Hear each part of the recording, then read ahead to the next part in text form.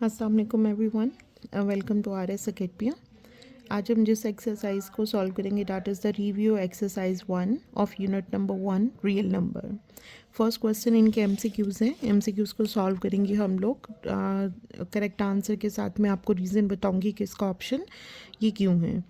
4 options are given against each statement. हर statement के against में 4 ऑप्शंस दी गई हैं। In circle the correct option. आपने सर्कल करना है करेक्ट वाली ऑप्शन को। फर्स्ट इज़ √7 इज़, ठीक है, हम इसको सॉल्व करेंगे। √7 फर्स्ट है हमारे पास। उन्होंने कहा है कि ये है इंटीजर। ये इंटीजर नहीं है क्योंकि इंटीजर एक वैल्यू होती है without under value. Without under value that is may be positive और द नेगेटिव। तो इंटीजर सिंपल, एक बहुत ही सिंपल सी डेफिनेशन मैं आपको बताइए। आप अगर सर्च करेंगे तो आपको बहुत सी डेफिनेशंस मिल जाएंगी, लेकिन 7 जो सा है वो इंटीजर नहीं है क्योंकि उसके ऊपर अंडर है। रैशनल नंबर, ये रैशनल नंबर नहीं है। अगर आपने मेरी लास्ट वीडियोस देखी हो तो उसके अंदर मैंने बहुत अच्छे से एलैबोरेट किया हुआ है कि अबाउट रैशनल नंबर है। रैशनल नंबर, रैशनल नंबर मैं दोबारा रिपीट कर देती हूँ। रैशनल नंबर्स वो होती हैं जो non repeated and repeated decimals और नॉन टर्मिनेटिंग भी हो तो उससे कोई फ़र्क नहीं, बट ये रिपीटेड डेसिमल्स होते हैं या टोटली तौर पर डिविजिबल हो जाए उनको रैशनल नंबर बोलते हैं। इरेशनल नंबर की हम लोगों ने डेफिनेशन पिछली वाली वीडियोस में, आप अगर मेरी वीडियोस देखेंगे तो उसके अंदर देखेंगे कि इरेशनल नंबर आपके वो नंबर होते हैं that is the under root values हों लेकिन वो नॉन टर्मिनेटिंग और नॉन रिपीटिंग हो, ठीक है।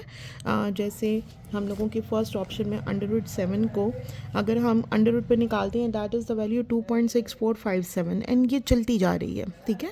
इट्स नॉन टर्मिनेटिंग, मतलब ख़त्म नहीं हो रही है। तो एक तो इरेशनल नंबर की पहली कंडीशन में आता है non terminating. Then second option क्या होती है, नॉन रिपीटेड। यहाँ पे अगर आप कोई भी वैल्यू रिपीट में नहीं है। रिपीट से मुराद क्या होती है कि मैं यहाँ पर लिख दूँ 4.34 3434 एंड सो ऑन, ये नॉन टर्मिनेटिंग तो है बट ये रिपीटेड है, सो ये रैशनल नंबर है, ठीक है। जो अगर हमारा नॉन टर्मिनेटिंग और नॉन रिपीटेड डेसिमल आए तो वो इरेशनल नंबर है। सो √7 is the correct answer of this option is √7।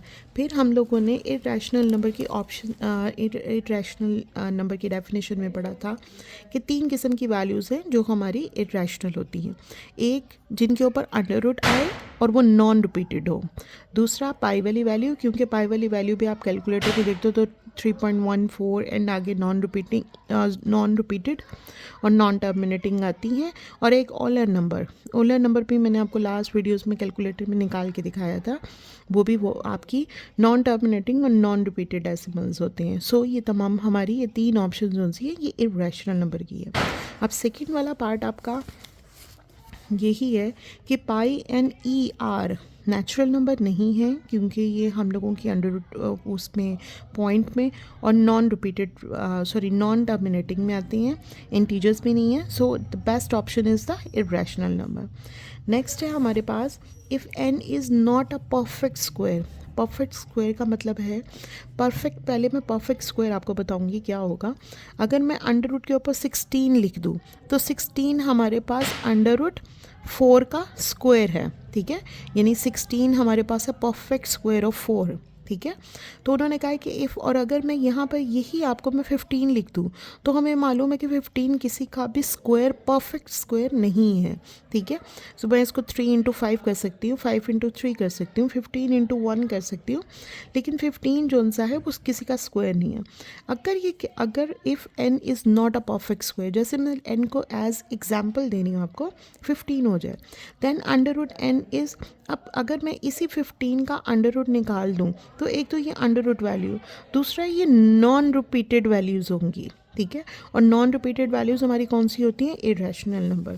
सो हम लोगों की तीनों ऑप्शंस के अंदर rational number, natural number, integers and irrational number is the correct answer. Next fourth one is √3 + √5 is, अब क्योंकि ये दोनों अंडर रूट की वैल्यूज़ हैं सो हम लोगों का इसका आंसर इरेशनल नंबर। नेक्स्ट है for all x is the member of real number. Real number वो होते हैं जिनके अंदर positive negative each and every value इसके अंदर इंक्लूड होती है. वहाँ पर उन्होंने हमें कहा है कि x is equal to x. Obviously हम लोगों को मालूम है कोई भी चीज़ अपने ऊपर तो लाजमी इक्वल होती है. ठीक है, तो जो चीज़ अपने इक्वल हो जाए उसको कहेंगे हम रिफ्लेक्सिव प्रॉपर्टी. मतलब रिफ्लेक्स हम लोगों का उसका मतलब होता है, रिफ्लेक्स का जो उर्दू मीनिंग है वो है अक्स, यानी मुशाबिहत, एक दूसरे के मुशाबिहत, एग्जैक्टली द शेप. रिफ्लेक्स उससे बोलते हैं रिफ्लेक्सिव. सो ये रिफ्लेक्सिव प्रॉपर्टी हम लोगों की होगी. यहाँ पे डिफरेंट उन्होंने आपको दी हुई options, reflexive, transitive, symmetric and trichotomy. तो reflexive is the A option is the correct answer. Next है हम लोगों 6th, let A B and C is the member of the real number. मतलब पॉजिटिव नेगेटिव में कुछ भी value हो सकती है. देन उन्होंने कहा if A is greater than B, जो ए है वो हमारा ग्रेटर है बी से, and B is greater than C. अगर हम इन सब ऑप्शंस को इकट्ठा करें, तो इसका मतलब A is greater than B and B is greater than C, तो हमारे पास ये चीज़ बन रही है. उन्होंने कहा is called the dash property. अब कौन सी प्रॉपर्टी बन रही है? ये जो हमारा साइन है इसको बोलते हैं ए का. ठीक है, अगर आप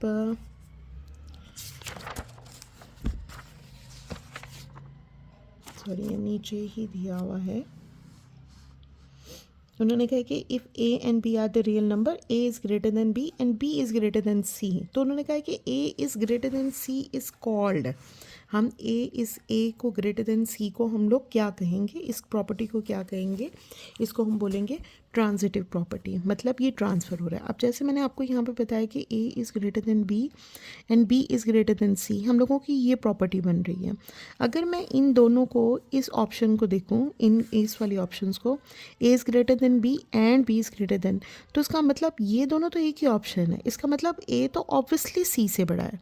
ठीक है, तो इसका मतलब हम इसको ट्रांसफ़र कर सकते हैं. इनमें यहाँ पे उन्होंने दिया हुआ है कि A is greater than C, तो इसको बोलेंगे ट्रांजिटिव प्रॉपर्टी, कि हम लोग ट्रांजिट कर रहे हैं. ट्रांजिट होता है शिफ्ट करना एक जगह से दूसरी जगह. हम लोग दरमियान से इन दोनों को उड़ा रहे हैं, तो हमारे पास ए और सी बच रहा है. सो इस ऑप्शन को हम लोग कहेंगे ट्रांजिटिव प्रॉपर्टी. नेक्स्ट है हमारे पास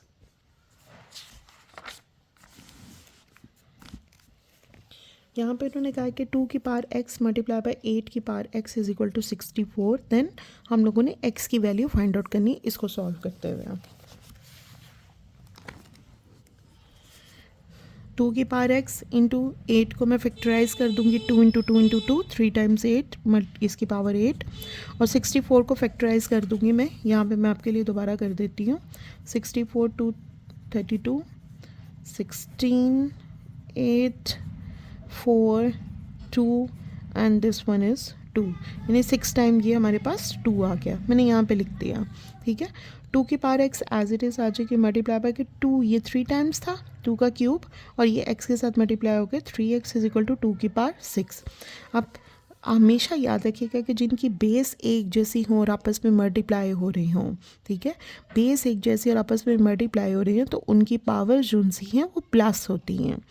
बेस मल्टीप्लाई हो रही हो, सेम बेस मल्टीप्लाई हो रही हो, तो पावर्स क्या होंगी आपकी, ऐड हो जाएंगी. x प्लस 3x, 2 इंटू 2 की पावर 6 ऑलरेडी हम लोगों का वैसे नीचे आ रही थी. अब इनकी पावर्स को मैं अगर कंपेयर करूं तो मेरे पास, यानी ये 2 की पावर मैंने भी इनको प्लस करने के लिए एज इट इज़ लिख दिया है 2 4x इज इक्वल टू 2 6. अब यहाँ भी आपका आएगा, यानी इसको हमने यहाँ पर लिखना है कि 4x इज इक्वल टू 6, तो x4 दूसरी तरफ जाके 6 इंटू 4, तो x is equal to 3/2. A is the correct answer.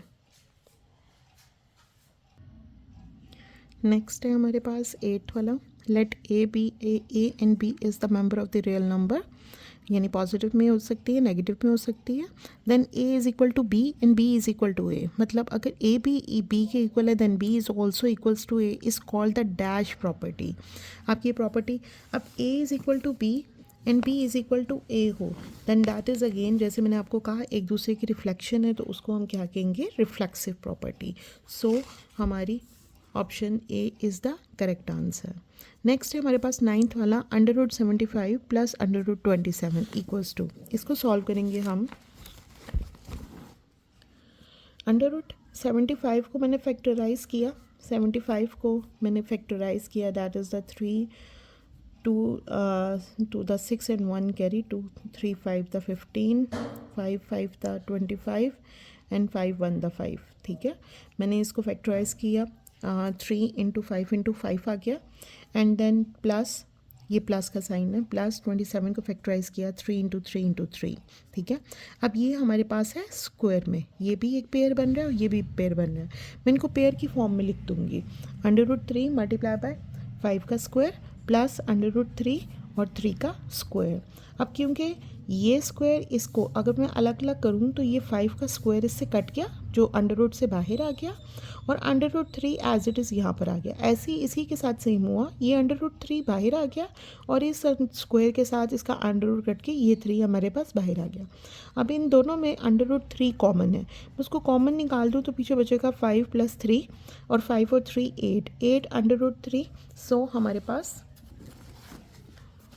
D 8 √3 is the correct answer. Next है हमारे पास द प्रोडक्ट ऑफ 3 + √5 3 - √5 इज़, उन्होंने कहा है कि इन दोनों का प्रोडक्ट, इसको हम पहले सॉल्व करेंगे। सॉल्व करके हम देखेंगे कि अगर हमारा अंडर में आंसर आ रहा है या विदाउट अंडर क्या आएगा।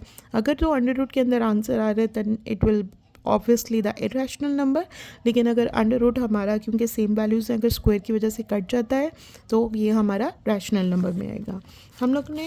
आप लोगों ने फॉर्मूला एक पढ़ा होगा, a + b a - b is equal to a² - b², a² - b²। ठीक है, यानी दोनों वैल्यूज़ एक जैसी हो, डिफरेंट साइन हो तो दोनों का स्क्वायर, दोनों वैल्यूज़ का स्क्वायर और माइनस है। यहाँ पे भी यही है, दोनों वैल्यूज सेम है बट डिफरेंट साइन है। ठीक है, सो फर्स्ट वैल्यू का स्क्वायर माइनस सेकेंड वैल्यू का स्क्वायर, ये स्क्वायर आपका अंडर रूट के साथ कट गया, पीछे हमारे पास 3 का स्क्वायर 9 - 5 एज इट इज़। 9 में से हमने 5 निकाला, 4 इज़ द करेक्ट आंसर। सो हम क्योंकि ये अंडर रूट के बगैर है तो ये क्या होगा हमारे पास, rational number, D is the correct option. नेक्स्ट हम स्टार्ट कर रहे हैं क्वेश्चन नंबर 2 हमारा। उन्होंने क्वेश्चन के अंदर दिया हुआ है कि if a = 3/2, b = 5/3 and c = 7, तो आपने वेरीफाई करना है कि हमारी left hand side right hand side के इक्वल है। सिंपली हमने इनकी वैल्यूज़ पुट करनी है, मैं वैल्यूज़ पुट करूँगी, लेफ्ट हैंड साइड और राइट हैंड साइड को इकट्ठा ही लेकर चलूँगी। a की वैल्यू 3/2, b 5/3 + 7/, अब क्योंकि ये प्लस का साइन हो रहा है तो इस वजह से प्लस या माइनस होता तो हमने एलसीएम ही लेना था। 5 और 3 को हम लोगों ने 5 और 3 हम लोगों का 5 और 3 दोनों ही प्राइम नंबर है। 3 5 एज इट इज़ आ जाएगा 1 एंड 5 1 द 1। ठीक है, 5 3 द 15, हमारा एलसीएम नीचे 15 आ गया। अब 3 को 5 पे डिवाइड करें, 3 5 द 15, यहाँ पे 5 से मल्टीप्लाई होगा, 5 × 5 25। नेक्स्ट है हमारे पास प्लस का साइन, जो मिड साइन होगा एज इट इज़ आ जाएगा। 5 15 के साथ हम लोगों ने डिवाइड किया, 5 3 द 15, तो ये 3 हमारे साथ मल्टीप्लाई होकर 7 3 द 21। अब ये बाहर वाली अभी एज इट इज़, मैं अभी लेफ्ट हैंड साइड को ही सॉल्व कर रही हूँ। 25 + 21 को ऐड किया, 46/15। अब क्योंकि इनके दरमियान प्लस वाला साइन ख़त्म हो गया, अब ये दोनों ब्रैकेट के बाहर वाली वैल्यू और ब्रैकेट के अंदर वाली वैल्यू दोनों आपस में मल्टीप्लाई हो रही हैं। सो जो रेसिप्रोकल वाली वैल्यूज़ हैं ऊपर नीचे वाली वापस में कट सकती हैं। मैं 3 5 द 15, ठीक है, मैं इसको भी काटा, यहाँ पे भी फर्दर मैं यहाँ पे काट सकती हूँ। 2 को 23 के साथ, 23 आ जाएगा 46 के साथ काट के, लेकिन मैंने यहाँ पे मैं काट देती हूँ। 2 5 द 10, 2 5 द 10 एंड 2 23, यानी 23/5। ठीक है, राइट हैंड साइड को अगर हम देखें, वैल्यूज़ मैंने पुट की, एक की वैल्यू 3/2 5/3 + 3/2 7/5, क्योंकि इन दोनों के दरमियान कोई साइन नहीं है, इसका मतलब ये आपस में मल्टीप्लाई होंगे। 5 3 द 15, ठीक है, और 3 2 द 6। अब यहाँ पर मैंने क्या किया है, इस 3 को इससे काट दिया। ठीक है, तो हमारे पास क्या बच गया, 5/2 प्लस ये दोनों आपस में मल्टीप्लाई हो रहे हैं, 21 / 5 to the 10। अब मैं इसकी वैल्यू, इसका एलसीएम लूँगी, 2 और 10। अब 2 और 10 का मैं एलसीएम लूँ, 2 और 10, 2 is the prime number, start करेंगे 2 से, 2 1s the 2, 2 5s the 10 and 5 1 the 5, 5 2 the 10 हमारा LCM आ गया। अब 2 को 10 पे मैं सॉरी 2 को टेबल पढ़ूँ मैं 10 तक तो वो आता है 5, 2 5 द 10, उस 5 को मैं इस 5 के साथ मल्टीप्लाई कर दूंगी, 5 5 द 25, 10 1 द 10, सो हम लोगों का 21 1 से मल्टीप्लाई होकर 21 हो गया। 25 और 21 को ऐड किया 46, अगेन यहाँ पे डिवाइड करूँगी मैं 2 पे, 2 5 द 10 एंड 2 23 द 46, सो 23/5 हम लोगों की दोनों लेफ्ट हैंड साइड और राइट हैंड साइड इक्वल आ गई। सो हमने वेरीफाई कर दिया कि ये दोनों साइड्स इक्वल हैं। नेक्स्ट इसका पार्ट है a plus B C is equal to A C plus B C. Values वही जो हमें पहले क्वेश्चन के स्टार्ट में दी हुई हैं। अब ब्रैकेट के अंदर क्योंकि स्मॉल ब्रैकेट हमारी पहले आ रही है, पहले हम स्मॉल ब्रैकेट को सॉल्व करेंगे। 3/2 प्लस 5/3, मैं इनका LCM लूँगी, दैट इज़ द 6, 2 3 द 6, मतलब 6 में मैं डिवाइड करूँ 2 को, 2 के टेबल में 6 आ रहा है 3 पे, 2 3 द 6, उस 3 को मैं ऊपर वाले 3 के साथ मल्टीप्लाई कर दूँगी, 3 3 द 9 प्लस 3 और 6 दोनों को डिवाइड किया 2 आया, उस 2 को मैं मल्टीप्लाई कर दूंगी ऊपर वाले 5 के साथ, नॉमिनेटर वाले 5 के साथ, 5 2 द 10। अब इन दोनों को ऐड करके 19/6, क्योंकि इन दोनों के दरमियान कोई साइन नहीं, इसका मतलब कि मल्टीप्लाई हो रही हैं। 19 7 the 133, 6 5 the 30। Left hand side हमने सॉल्व कर दी, हम राइट हैंड साइड की तरफ आएंगे। 3/2 7/5 आपस में मल्टीप्लाई होंगे, 7 3 द 21 एंड 5 2 द 10 प्लस, अब ये यहाँ पर 5/3 बी की वैल्यू और सी की वैल्यू 7/5, ये दोनों कट रहे हैं, मैं सिंपल जो बाकी बच रहा है 7/3 उसको ऐड कर रही हूँ।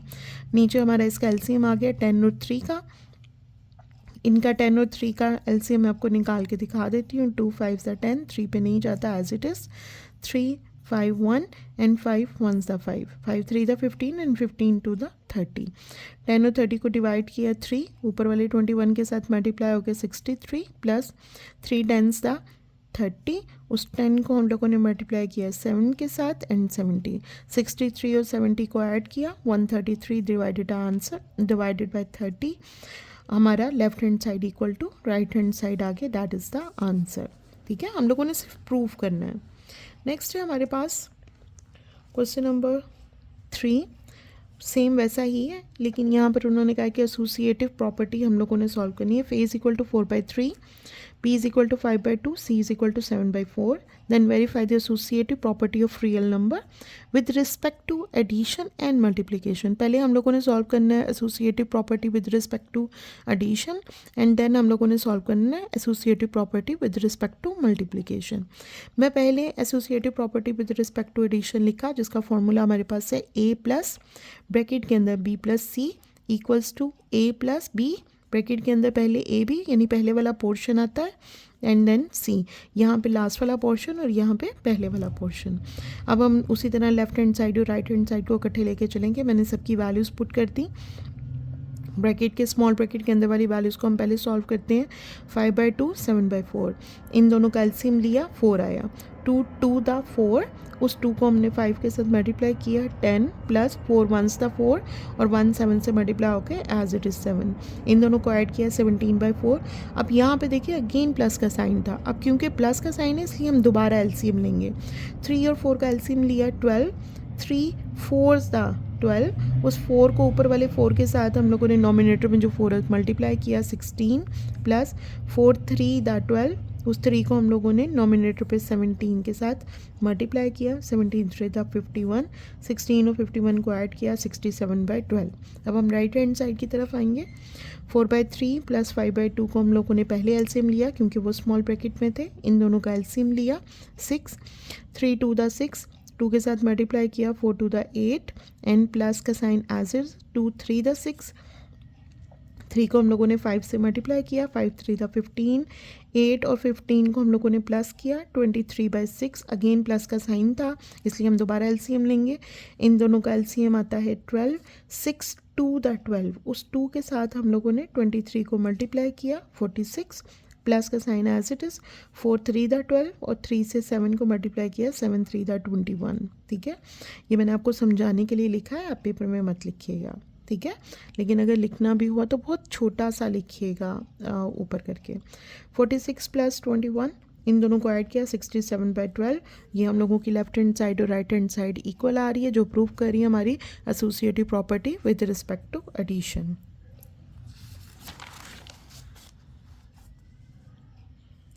नेक्स्ट है एसोसिएटिव, उसी को हम लोगों ने प्रूव करना है associative property with respect to multiplication. Multiplication में ए यानी वो 3 ही वैल्यूज़ के साथ एसोसिएटेड, मैंने को बताया एसोसिएट होता है, वर्ड निकला है 3 वेरिएबल्स से, ठीक है। तो ये A B and C, last वाले पोर्शन में स्मॉल ब्रैकेट है और यहाँ पर फर्स्ट वाले पोर्शन के अंदर स्मॉल ब्रैकेट है, और स्मॉल ब्रैकेट हम लोग पहले सॉल्व करते हैं। मैंने सबकी वैल्यूज़ पुट की, 5/2 इंटू 7/4, ये आपस में डिवाइड नहीं हो रहे थे, इसलिए मैंने सिंपली इनको मल्टीप्लाई कर दिया। डिवाइड से मुराद मेरी थी कि ये आपस में नहीं कट रहे, इसलिए मैंने इन दोनों को मल्टीप्लाई कर दिया। 7 5 दा 35, 4 2 दा 8। अब ये इसके साथ मल्टीप्लाई हो रही हैं, यहाँ पे ये रेसिप्रोकल ये जो उनसे आपस में कट रहे हैं, 4 2 दा 8, तो मेरे पास क्या आ गया 35 एज इट इज़ और 3 2 दा 6, ठीक है। यहाँ पर 4/3 इंटू 5/2, ये 2 और 4 कट रहे थे, 2 आ गया, 5 2 दा 10 और 3 एज इट इज़ 7/4। इन दोनों को मैंने मल्टीप्लाई किया, यहाँ पे भी कट रहे थे, मैंने यहाँ पे नीचे जाके कट कर दिया है। 10 7 दा 70 इन 4 3 दा 12। 2 के टेबल पे दोनों को डिवाइड किया, 35/6 32 7, 70 को मैंने 2 पे डिवाइड किया, 35 और 12 को 2 पे डिवाइड किया, देन 6, 35/6 हमारे पास left hand side equal to right hand side आ गई। नेक्स्ट है हमारे पास क्वेश्चन नंबर 4। उन्होंने कहा बस सिंपली, ये आपके शॉर्ट के लिए इम्पॉर्टेंट है कि शॉर्ट आंसर क्वेश्चन के अंदर if zero is a rational number explain. उन्होंने आपसे रीज़न मांगी है कि ज़ीरो क्यों आपका रैशनल नंबर है। येस, ज़ीरो रैशनल नंबर है। A rational number is any number that can be express as fraction p/q where the p and q are integers. So zero can be, हम zero को किसी भी सूरत में लिख सकते हैं। उसके नीचे अगर हम लोग 1 2 -3 वट एवर कोई भी इंटीजर लिख दें, हम उसको लिख सकते हैं। सो हम लोगों का ज़ीरो जो सा है वो रैशनल नंबर है, ठीक है। नेक्स्ट है हमारा क्वेश्चन नंबर 5। उन्होंने कहा कि straight trichotomy property of real number. Trichotomy property क्या होती है मैं आपको एक्सप्लेन कर देती हूँ।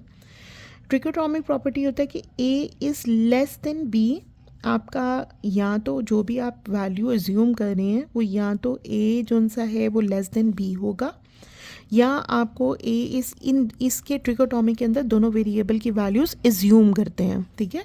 एज्यूम करिए, मैं आपको कह रही कोई भी वैल्यू है और मैं कहूँगी ट्रिकोटोमी प्रॉपर्टी है। ट्रिकोटोमी प्रॉपर्टी का मतलब है कि या तो a b से छोटा है, या a b के इक्वल है, या a जो सा है वो ग्रेटर देन b है।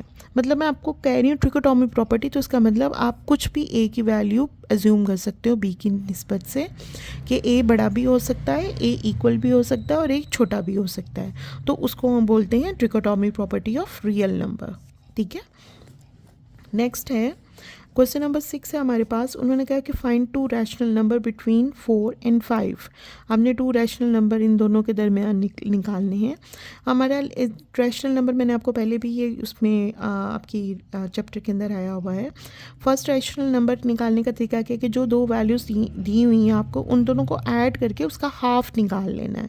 हाफ का मतलब होता है 1/2 से मल्टीप्लाई कर देना है। 5 और 4 9, एंड 9 को 1/2 के साथ ऑब्वियसली वो डिवाइड नहीं होता, सो 9/2 is the first rational number.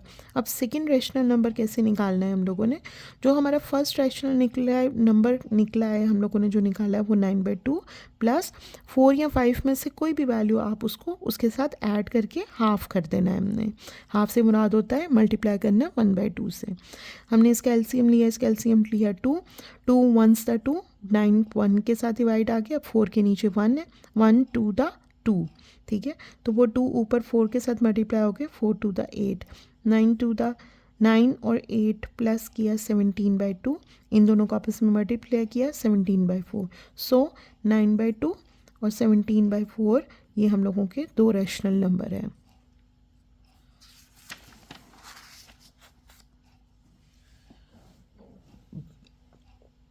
Question number 7 है। उन्होंने कहा सिंप्लीफाई करें, हमने इनको सॉल्व करना है, सिंपलेस्ट फॉर्म में लेकर जाना है। √5 का क्या मतलब है? √5 का मतलब है कि हमारी ये पूरी जो वैल्यू है वो 1/5 की, उसकी पावर 1/5 है। इस 1/5 का मतलब है कि वो x के साथ भी मल्टीप्लाई हो रहा है, y के साथ भी हो रहा है, z के साथ भी हो रहा है। मैंने इस 1/5 को तीनों के साथ कर दिया। x इज इक्वल टू 15 1/4, ये आपस में कट गया, 3 आ गया। एक y की पावर 35 मल्टीप्लाई बाय 1/5, ये भी कट गया। 7 का मल्टीप्लाई 5 का 35 मल्टीपल है 5 का, ठीक है। और z is equal to 20 into 1/5, तो ये 5 4 था। x की पावर 3, y की पावर 7 और z की पावर 4, z की पावर 4, ये हमारा आंसर है। नेक्स्ट है under root, cubic under root है 27 की पावर 2x का।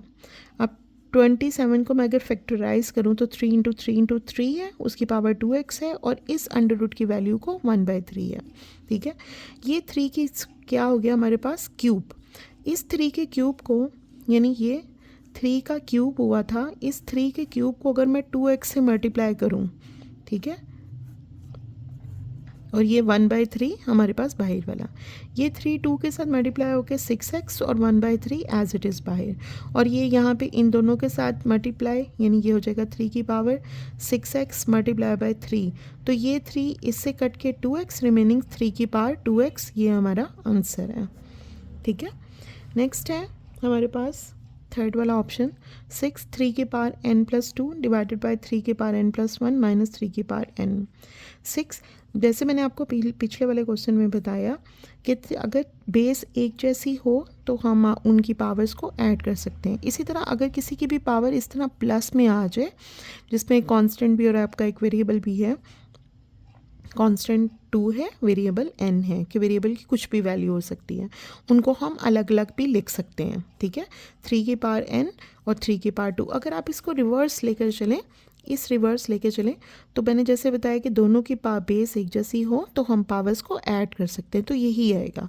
तो हम इसको रेसिप्रोकल मतलब इस तरफ लेकर आ रहे हैं, 3 की पावर n और 3 की पावर 2, 6 डिवाइडेड बाय, यहाँ पे भी इस पूरे ऑप्शन के अंदर अगर मैं देखूँ तो ये भी 3 की पावर n और 3 माइनस 3 की पावर n है, तो मैंने यहाँ पर 3 की पावर n को कॉमन निकाल लिया, जब बल्कि मैंने यहाँ पे अलग अलग किया, 3 की पावर n और 3 की पावर 1। मैं ऊपर वाली वैल्यूज़ में से 3 की पावर n को यहाँ पर लिख रही हूँ, ये 3 का स्क्वायर 9 हो गया, इन दोनों को मैं मल्टीप्लाई कर रही हूँ। नीचे मैंने इस पूरे पोर्शन में से दोनों वैल्यूज़ में से 3 की पावर n को कॉमन निकाला, ये 3 की पावर 3 मेरे पास यहाँ पे बच गया, माइनस यहाँ पे कोई वैल्यू नहीं थी इसलिए यहाँ पे 1 आ गया। 6 इंटू 9 54, ये दोनों आपस में कट गए, 6 इंटू 9 54 डिवाइडेड बाई 3 माइनस 1 2, इन दोनों को डिवाइड किया, 27 इज़ द आंसर। नेक्स्ट है हमारे पास क्वेश्चन नंबर 8। उन्होंने कहा है the sum of the 3 consecutive odd integers is 51। 3 consecutive numbers हैं, 3 कॉन्सिक्यूटिव ऑड नंबर्स हैं, उनका जो सम है वो 51 है। हमने तीनों इंटीजर्स की वैल्यू फाइंड आउट करनी है। मैं क्योंकि ऑड नंबर है, मैं लेट कर रही हूँ फर्स्ट कॉन्सिक्यूटिव ऑड नंबर है मेरे पास x, ठीक है। अब क्योंकि ऑड नंबर है, ऑड नंबर कैसे होता है, 1 3 5, ठीक है। इनके दरमियान किसका डिफरेंस है, 2 2 का, यानी 1 में मैं 2 ऐड करूँ तो 3 आएगा, इस 3 के अंदर मैं 2 ऐड करूँ तो 4 आएगा, एंड वट एवर कॉन्टिन्यू चलता रहेगा। इसलिए फर्स्ट कॉन्सिक्यूटिव के अंदर अगर मैं 2 ऐड कर दूँ तो वो मेरे पास सेकेंड कॉन्सिक्यूटिव ऑड नंबर होगा, और अगर पहले नंबर के अंदर ही मैं 4, मतलब इस 1 से इसके अंदर, जैसे ये इस 1 और ये 5 के अंदर 4 का डिफरेंस है, अगर मैं 1 के अंदर 4 ऐड कर दूं तो मेरे पास क्या आएगा, सॉरी आपको नज़र नहीं आ रहा, ये इस 1 से 5 तक का 4 का डिफरेंस है, अगर मैं 1 के अंदर 4 ऐड कर दूं तो मेरे पास 5 आएगा, यानी ये हो गया मेरे पास x और ये हो गया मेरे पास 4, तो मेरे पास ये थर्ड कॉन्सिक्यूटिव नंबर आ जाएगा। So first consecutive number odd number is x, second is x plus 2, third is x plus 4। अब कंडीशन क्या दी हुई है कि अगर तीनों ऑड नंबर्स को मैं ऐड करूं तो वो आता है 51, ठीक है। तीनों ऑड नंबर्स को मैंने x plus 2 plus x plus 4 equals to 51, x और x 3x मिलके 3x, 2 और 4 को ऐड किया, 6 इज इक्वल टू 51, ठीक है। 6 यहाँ पे प्लस हो रहा था, दूसरी तरफ जाके माइनस हो गया, 51 माइनस 6 45, 3 यहाँ पे क्या हो रहा था, x के साथ मल्टीप्लाई, दूसरी तरफ जाके divide, x is equal to 15। So first हमारा ऑड नंबर, ये देखिए 15, विच ऑड नंबर कौन से होते हैं, that is not divisible by 2, ठीक है, x इज इक्वल टू 15। अब सेकेंड ऑड नंबर की हम लोगों ने यहाँ पे क्या ली थी, x प्लस 2, मैं x प्लस 2 के अंदर 15 प्लस 2 करूँगी, डैट इज़ द 17। फिर थर्ड है x प्लस 4, तो 15 के अंदर 4 ऐड किया 19, सो 15, 17 और 19, सो ये हमारा एग्जैक्ट आंसर है। नेक्स्ट है हमारे पास, Abdullah pick up 96 balls. 96 balls Abdullah ने उठा ली हैं and place them into 2 buckets. 2 baskets हैं उसके पास, उसके अंदर उन्होंने उसको डाल दिया। 1 bucket has 28 more balls than the other. एक बकेट के अंदर जितनी भी बॉल्स हैं, दूसरी बकेट में 28 बॉल्स उससे ज़्यादा हैं, ठीक है। How many balls were in the each bucket, हमने फाइंड आउट करना है कि दोनों बकेट्स के अंदर कितनी बॉल्स हैं।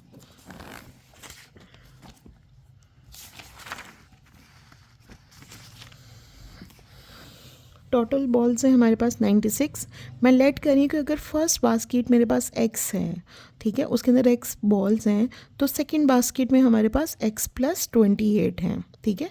मतलब पहली वाली बास्केट से 28 बॉल्स ज़्यादा हैं, सॉरी, पहली वाली बास्केट के अंदर जितनी बॉल्स हैं उससे 28 बॉल्स ज़्यादा हैं।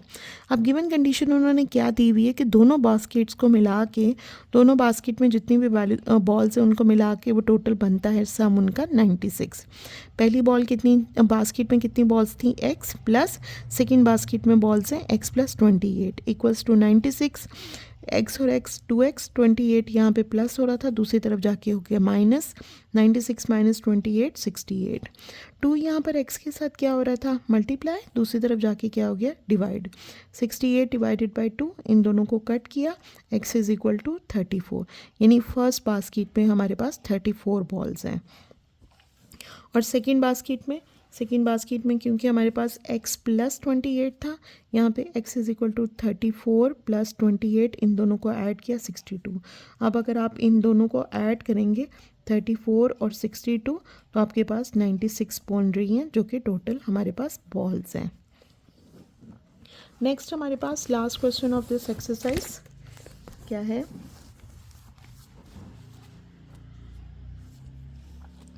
सलमा इन्वेस्टेड 3,50,000 इन बैंक, उसने बैंक में 3.5 लाख रुपया जमा करवाया है, which paid simple profit at the rate of 7.1/4% per annum. उन्होंने कहा कि इतना 7.1/4% आपका प्रॉफिट रेट उनको मिल रहा है। After 2 years the rate was increase to 8% per annum. 2 साल के बाद उनका जो इंटरेस्ट है वो 8% बढ़ गया है। उन्होंने कहा find the amount she had eight the end of the 7 year।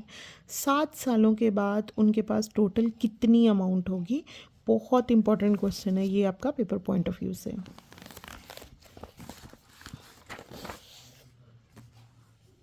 सो हमारे पास सबसे पहले है प्रिंसिपल अमाउंट, हमारे पास कितनी है, 3,50,000।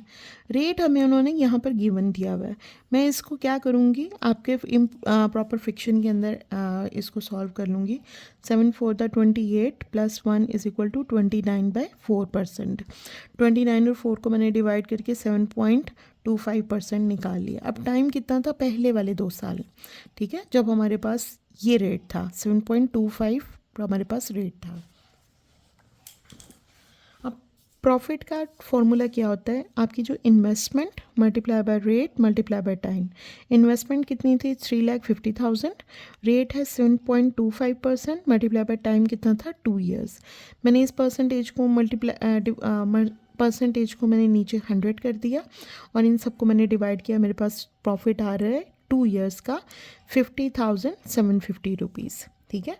नेक्स्ट उन्होंने कहा है कि 2 साल के बाद उनका रेट हो गया 8%, ठीक है। इन्वेस्टमेंट थी हमारे पास 7,50,000। अब 2 years तो गुजर चुके हैं, उन्होंने हमें 7 year का कहा है। रिमेनिंग कितना बच गया हमारे पास, 5 years। मतलब नेक्स्ट 5 years के बाद हमारे पास नेक्स्ट 5 year उसको कितनी टोटल अमाउंट मिलेगी। हमने वही फार्मूला जो ऊपर यूज़ किया था यहाँ पे, profit investment multiply by rate into time, हम लोगों ने वही फार्मूला यूज़ करना है। 3,50,000 मल्टीप्लाई, क्योंकि प्रिंसिपल अमाउंट तो यही है ना, 3,50,000 multiply by 8% rate multiply by 5 year, ये हमारे पास प्रॉफिट कितना आ गया 1,40,000 5 ईयर्स का। अब टोटल प्रॉफिट उन्होंने कहा है कि 7 ईयर्स में हमें टोटल प्रॉफिट कितना मिला है। 2 ईयर्स के बाद हमारे पास प्रॉफिट था 50,750 और 5 ईयर्स के बाद हमारा प्रॉफिट था 1,40,000। इन दोनों को ऐड किया, हमारे पास 1,90,750 रुपीज़ है हमारे पास प्रॉफिट, ठीक है, it is the only profit. अब उन्होंने क्वेश्चन के अंदर आपसे मांगा हुआ है कि उन्होंने कहा है कि find amount she had, total amount हमने निकालनी है। टोटल अमाउंट का मतलब होता है कि उसके पास जो उसकी टोटल प्रिंसिपल अमाउंट थी जो उसने जमा कराई थी वो प्लस आपका profit. So total amount is equal to investment plus आपका प्रॉफिट। इन्वेस्टमेंट थी 3,50,000 प्लस टोटल प्रॉफिट 1,90,000। सो हमारे पास total amount at the end of the 7 year 5,40,750 rupees, ये हमारा आंसर है। हमारी ये चैप्टर 1 यहीं पर ख़त्म हो जाता है। Thank you so much for watching my video. If you like my video, then please share it, subscribe my channel and share it with your friend, and please comment me for the feedback. Thank you so much.